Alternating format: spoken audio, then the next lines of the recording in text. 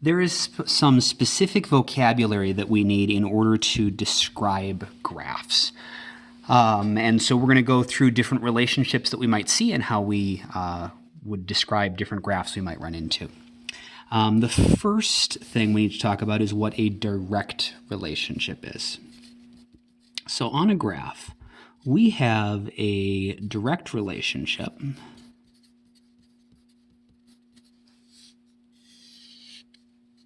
if whenever one variable gets bigger, the other one gets bigger as well. So as the x value gets bigger, the y value gets bigger as well.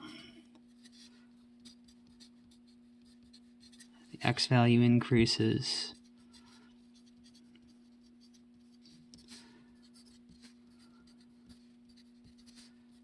the y value increases as well.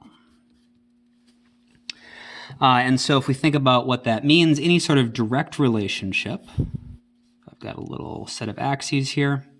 If we start off with a small x value, we're going to have a small y value. And then as our x value gets bigger, our y value is also going to get bigger, and so we're going to end at a larger y value. And so there's all sorts of different shapes that could have. We could have a straight line. We could have, again, going from small x and small y to a large x and a large y, some sort of curve. And we could also have something like this. Those would all be examples of direct relationships. And so the opposite of this, one where as the x value increases, the y value decreases, is called either an indirect or inverse relationship. Both words are okay. We will use them interchangeably, and you are welcome to use either. You just need to recognize that they mean the same thing. So an indirect, we can also call it inverse relationship.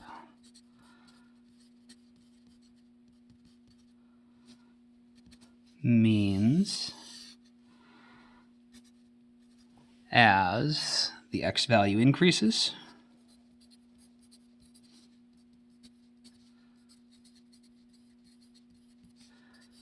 the y value decreases. And so what that would look like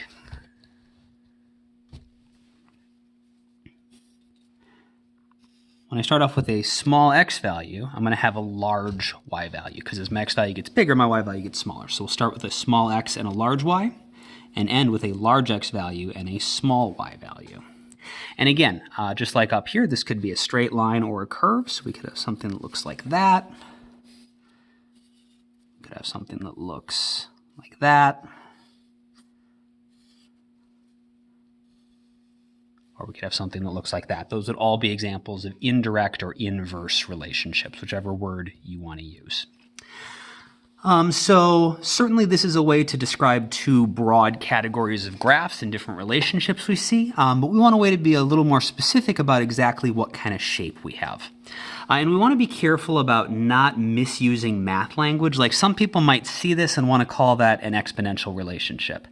Well, we don't actually know if there's a mathematical definition of exponential. Only certain curves have that shape. Another curve that looks like this is a parabola, and it might be parabolic, but we don't know. But we can definitely tell that it's not a straight line. It's a curve of some kind.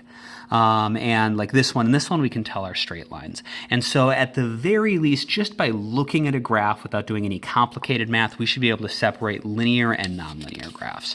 And so the other two broad categories, other than direct and indirect relationships, is that if we describe a graph as being linear, that's going to mean exactly what it sounds like. The graph forms a straight line.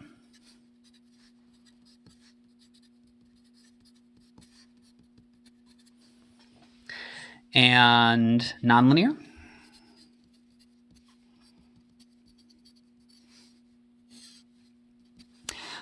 means that the graph doesn't form a straight line, or it's going to be a curve.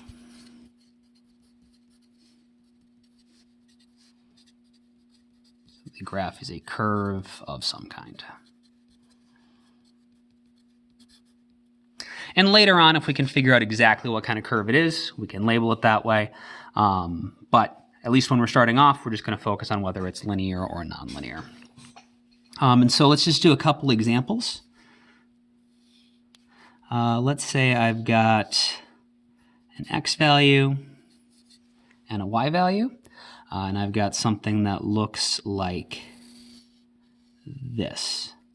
I want you to think about, would we call that direct or indirect, linear or nonlinear? Pause the video, and then unpause it when you're ready to move on.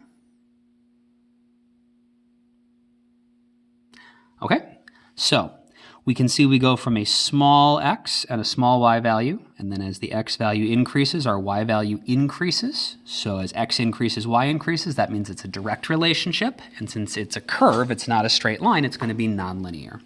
And so the way we would describe that is we would say this graph shows a direct, non-linear relationship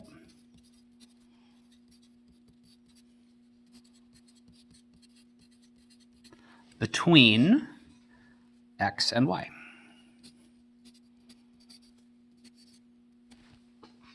Let's try one more.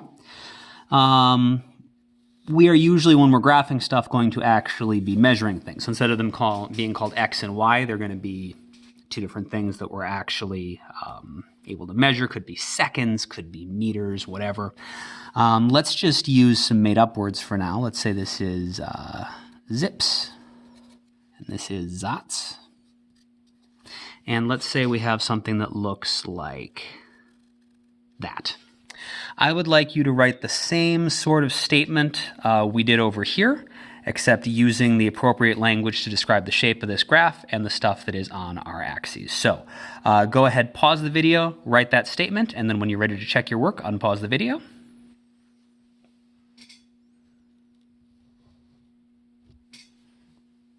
Okay, so a lot of this language just stays the same. So this graph shows a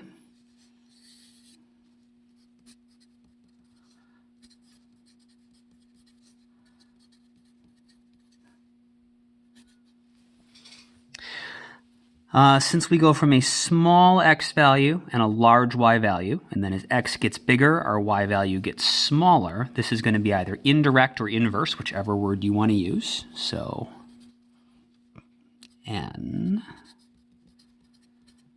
indirect, or you could say inverse relationship.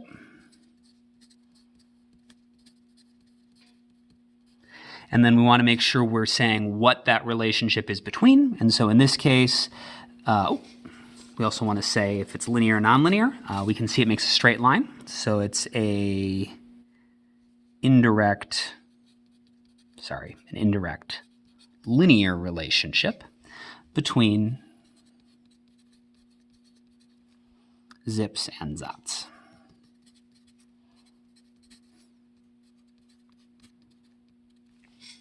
And so when we're doing our labs, one of the first things you'll do to analyze graphs of your data, just to have a preliminary description of what's going on, is to write statements like this. And we'll do that for the circle lab in just a little bit.